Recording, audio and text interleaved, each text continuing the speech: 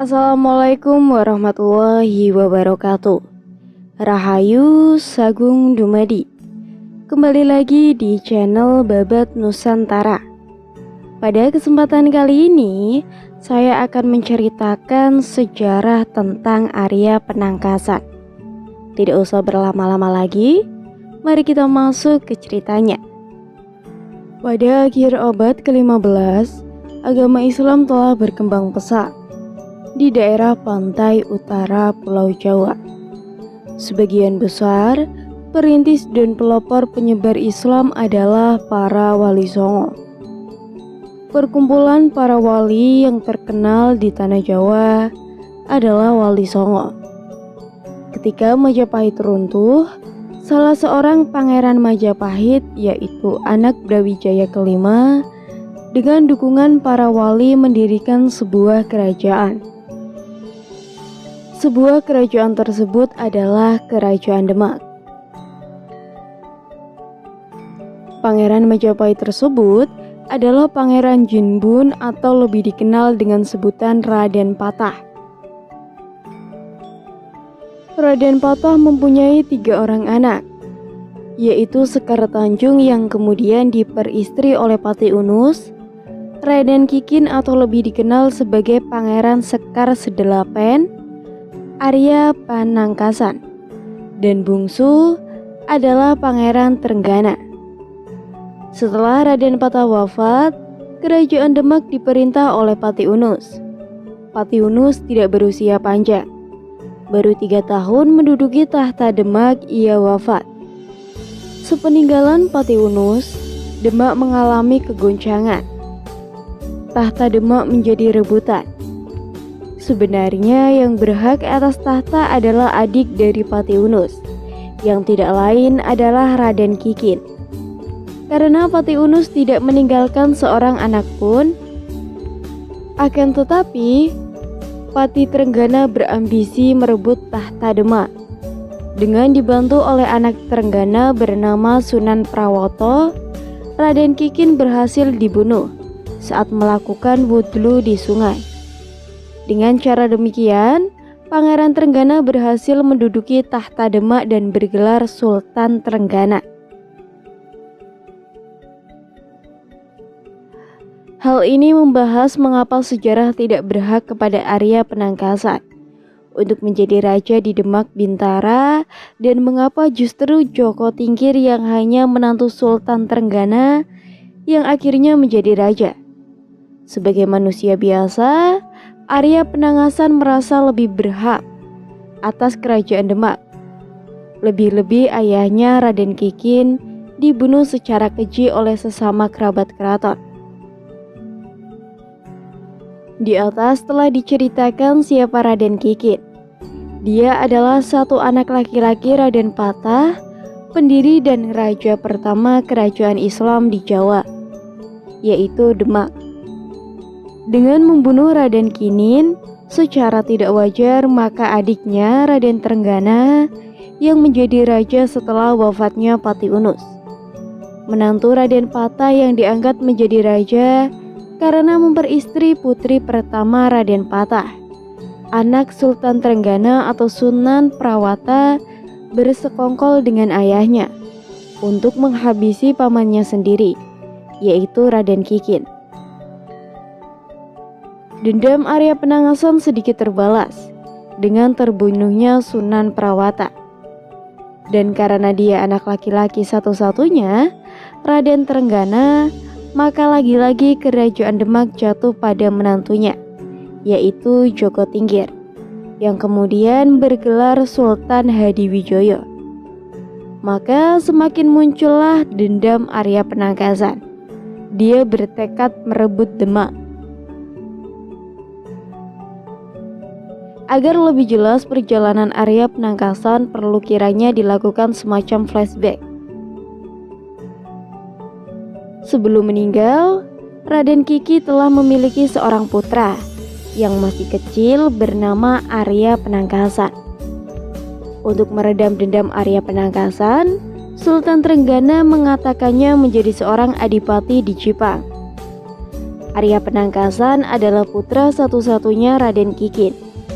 Ketika ia dewasa dan menjadi seorang adipati, ia terkenal sebagai seorang yang berpawakan tinggi, besar, kekar, berwatak keras, pemberani, dan gampang tersulut emosi atau temperamental. Ia adalah murid kesayangan Sunan Kudus. Sebagai murid kesayangan, tentunya ia memiliki kesaktian yang luar biasa. Ia mempunyai senjata pusaka yang ampuh, berupa keris bernama Ki Brongot Setan Kober. Ia juga mempunyai seekor kuda perang jantan berwarna hitam yang tangguh bernama Gagak Rimang. Sejak terbunuhnya Raden Kikin ayahnya, Arya Penangkasan menaruh dendam kesumat terhadap Sunan Prawoto dan Sultan Trenggana. Ia terpaksa menahan diri karena pada waktu itu para pini sepuh kerajaan Demak menujui pengangkatan Pangeran Trenggana sebagai seorang sultan. Arya Penangkasan memandang hal itu tidak sah dan tidak adil. Ia akan tetapi menuntut balas dan menuntut keadilan harus ditegakkan. Ia berambisi merebut tahta Demak karena ia merasa dialah yang berhak atas tahta Demak. Semenjak pengangkatannya sebagai seorang adipati, Arya Penangkasan tidak pernah mau menghadap ke Demak. Sultan Trenggana memaklumi hal itu. Sultan Trenggana telah melakukan berbagai bujukan, tetapi hati Arya Penangkasan sangat sulit dilunakkan. Sedangkan di lain pihak, Sultan Trenggana harus menghadapi adipati-adipati yang tidak mau begitu saja tunduk kepada kepemimpinan Sultan Trenggana. Sebagian besar adipati justru membela Arya Penangkasan karena menganggap Arya Penangkasanlah orang yang berhak atas tahta Demak. Sesungguhnya Sultan Trenggana adalah raja yang cakap dalam menjalankan pemerintahan. Pada zaman pemerintahannya, kekuasaan kerajaan Demak telah meluas meliputi Jawa Tengah, sebagian Jawa Timur, dan sebagian Jawa Barat. Banten dan Cirebon pun berada di bawah kekuasaan kerajaan Demak. Tidak salah jika dikatakan bahwa zaman pemerintahan Sultan Trenggana, Demak mengalami masa kejayaan. Di tengah-tengah keberhasilan Sultan Trenggana dalam pemerintahan, Arya Penangkasan masih menyimpan dendam kesumat atas kematian ayahnya. Sementara itu, ia mengetahui bahwa kelak sepeninggalan Sultan Trenggana, tahta Demak akan jatuh ke tangan Sunan Prawata, anak Sultan Trenggana. Untuk itulah ia memutuskan membunuh Sunan Prawata. Dengan begitu, ia berharap sepeninggalan Sultan Trenggana, tahta Demak jatuh ke tangannya. Rupanya, yang diharapkan Arya Penangkasan tersebut meleset. Tahta Demak justru jatuh ke tangan menantu Sultan Trenggana, Mas Karabet alias Joko Tingkir, dan bergelar Sultan Hadiwijoyo. Dalam pemerintahannya, Sultan Hadiwijoyo memindahkan pusat kerajaan ke Pajang dan mengganti nama kerajaan menjadi Kesultanan Pajang. Demak dijadikan sebuah kadipaten dan dipimpin oleh Adipati Arya Panggiri. Mengetahui hal itu, semakin berkobar dendam Arya Penangkasan dan timbul keinginan untuk membunuh Sultan Hadiwijoyo. Ia mengutus Adipati Jipang untuk membunuh Sultan Hadiwijoyo. Untuk menjunjung keberhasilan rencananya, Arya Penangkasan meminjamkan pusakanya, keris Ki Brongot Setan Kober, kepada abdi tersebut. Karena kesaktiannya, Sultan Hadiwijoyo tidak berhasil dibunuh. Adipati yang tertangkap tersebut tidak dihukum, tetapi disuruh pulang ke Jipang, bahkan diberi hadiah berupa harta benda dengan syarat keris pusaka Setan Kober dipinjam dulu oleh Sultan Hadiwijoyo.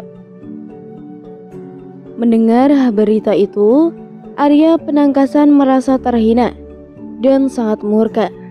Abdi yang tidak berhasil tersebut hampir saja mati di tangan Arya Penangkasan. Namun, kemarahan Arya Penangkasan tersebut dapat diredam oleh Sunan Kudus. Sunan Kudus yang memang membela Arya Penangkasan menyusun rencana untuk membunuh Sultan Hadiwijoyo dengan kedok mendamaikan Arya Penangkasan dan Sultan Hadiwijoyo. Sunan Kudus mengumpulkan mereka berdua di rumah Sunan Kudus. Arya Penangkasan datang lebih dahulu, diberi wanti-wanti oleh Sunan Kudus agar Sultan Hadiwijoyo duduk di kursi yang telah diberi Raja Kalacakra. Raja Kesialan. Ketika Sultan Hadiwijoyo dengan didampingi Ki Ageng Pemanahan datang, Arya Penangkasan sudah berusaha merayu Sultan Hadiwijoyo agar bersedia duduk di kursi yang telah diberi Raja Kesialan. Awalnya, Sultan Hadiwijoyo hampir menduduki kursi tersebut. Akan tetapi, atas nasihat Ki Ageng Pemanahan, Sultan Hadiwijoyo tidak jadi mendudukinya. Justru, Arya Penangkasanlah yang menduduki. Ia sudah lupa akan pesan gurunya. Sultan Hadiwijoyo membawa keris pusaka setan kober yang awalnya akan dipakai untuk membunuh. Keris tersebut diminta kembali oleh Arya Penangkasan. Keris tersebut dipamerkan oleh Arya Penangkasan.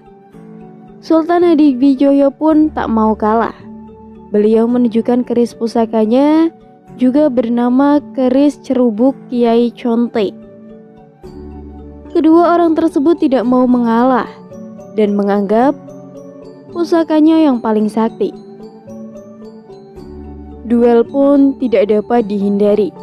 Di tengah duel tersebut, Sunan Kudus menghampiri dan melerai. Sunan Kudus yang sudah memegang tangan kanan Wijaya menyuruh Arya Penangkasan memasukkan ke wadahnya atau ke kerisnya. Sebenarnya, ucapan Sunan Kudus yang tersirat tersebut bermaksud menyuruh Arya Penangkasan menusukkan kerisnya ke dada Hadiwijoyo. Arya Penangkasan yang tidak paham akan maksud gurunya tersebut memasukkan kerisnya ke wadahnya. Melihat situasi yang sudah memanas, Sunan Kudus yang bijaksana memutuskan untuk menunda pertemuan dan menyuruh kedua muridnya untuk pulang ke tempat masing-masing. Sultan Hadiwijoyo segera meninggalkan rumah Sunan Kudus. Sultan Hadiwijoyo dalam perjalanannya pulang ke Pajang, beliau mampir ke Gunung Danaraja, tempat Ratu Kalinyamat melakukan tapa Buddha tanpa busana. Ratu Kalinyamat adalah adik Sunan Prawata yang juga anak dari Sultan Trenggana. Ratu Kalinyamat menaruh dendam kepada Arya Penangkasan karena telah membunuh kakaknya dan juga suaminya. Beliau bertapa di Gunung Danaraja dan bersumpah tidak akan memakai busananya sebelum keramas darah Arya Penangkasan. Sebenarnya, Sultan Hadiwijoyo bermaksud meminta Ratu Kalinyamat untuk tinggal di Pajang karena melihat keadaan kakak iparnya yang memprihatinkan. Akan tetapi, Ratu Kalinyamat tetap teguh pada pendiriannya untuk tetap bertapa. Bahkan, beliau menjanjikan akan memberikan hadiah tanah Pati dan nikahkan dengan kedua putri Sunan Prawata bagi siapa yang bisa membunuh Arya Penangkasan. Kedua putri Sunan Prawata bernama Semangkin dan Prihatin, ikut bibinya di Gunung Danaraja. Arya Penangkasan yang masih tinggal di kediaman gurunya merasa dibohongi gurunya. Karena Arya Penangkasan menuntut janji Sunan Kudus yang mau membantu usahanya dalam merebut tahta. Sunan Kudus mendengar ucapan muridnya itu justru menyalahkan Arya Penangkasan yang tidak paham akan maksud Sunan Kudus.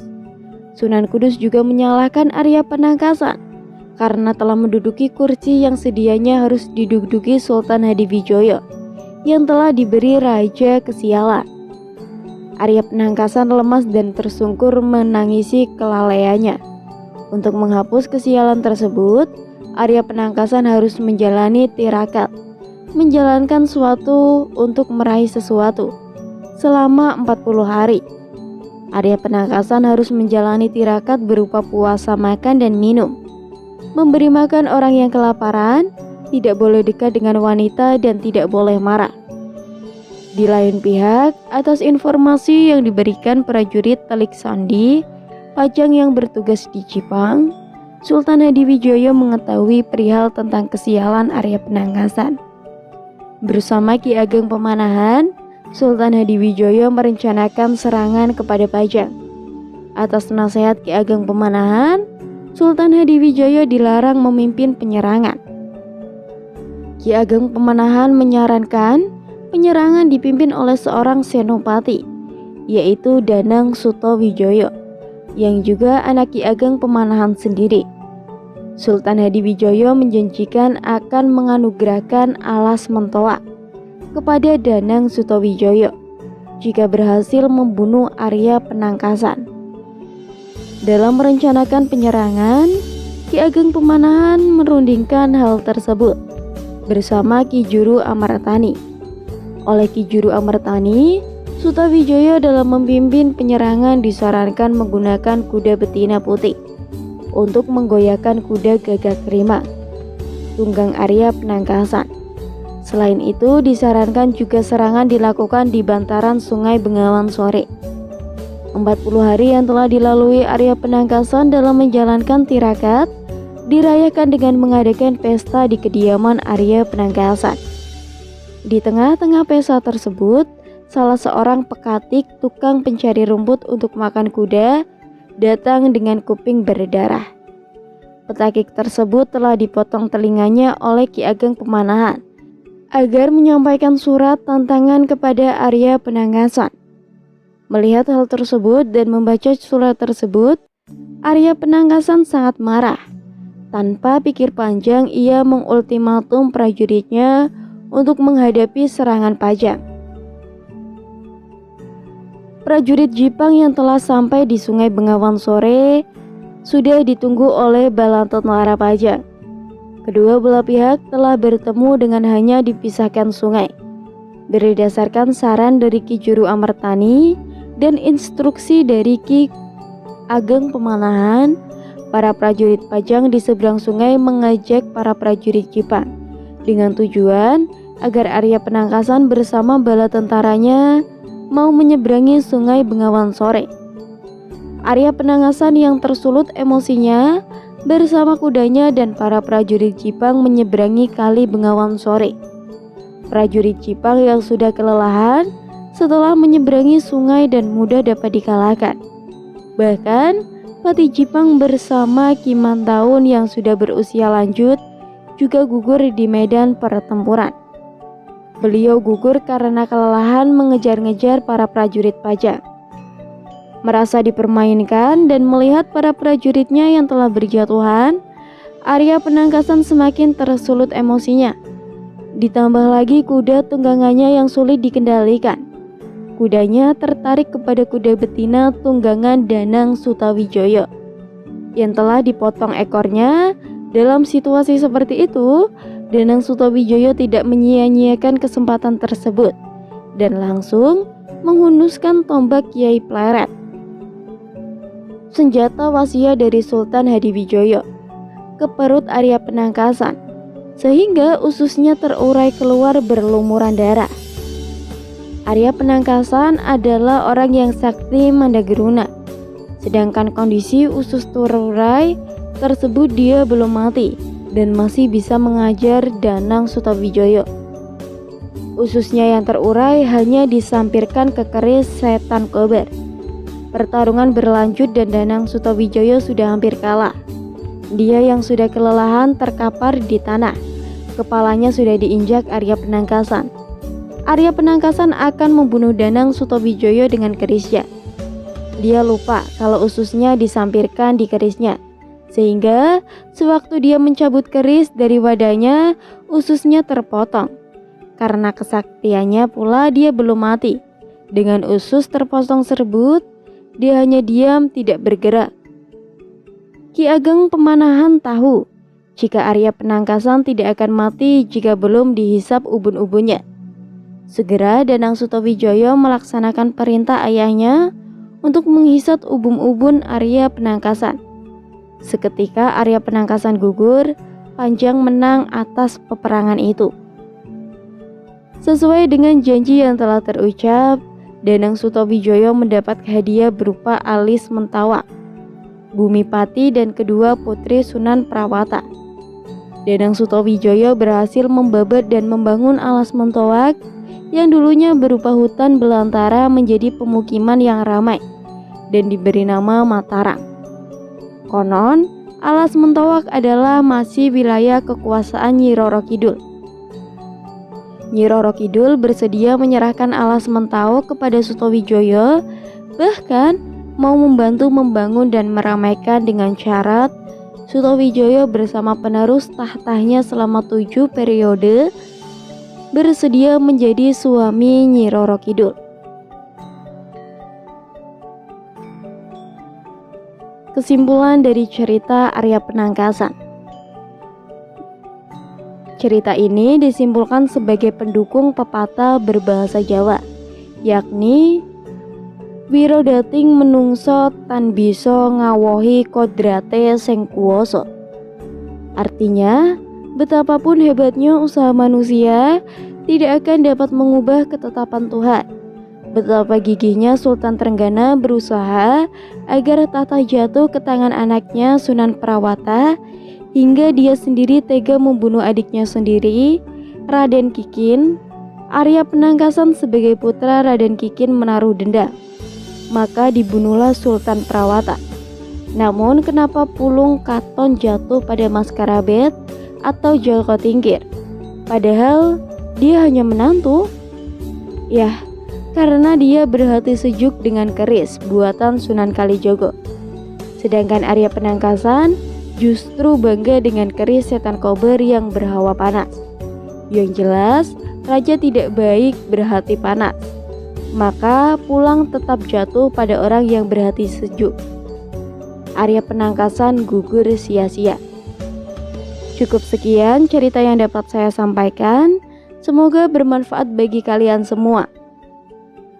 Mohon maaf apabila ada kesalahan kata dan penyampaian kata. Tetap dukung channel Babat Nusantara dengan cara like, komen, dan subscribe. Saya pamit. Rahayu, Rahayu, Rahayu.